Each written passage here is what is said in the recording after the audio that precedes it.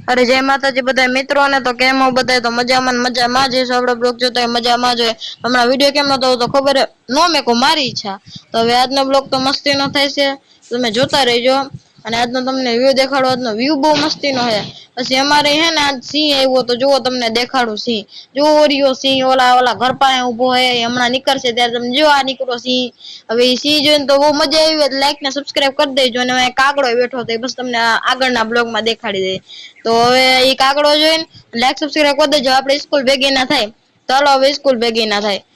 હવે આ વાતાવરણ તો બહુ મસ્તી નું તો હવે આપણે સ્કૂલેથી આવતા રહીએ અને સ્કૂલેથી આવીને હવે જમવા બેસી પછી નાવા જઈશું હવે અત્યારે કપડા પહેરી રાખ્યા એટલે કોઈ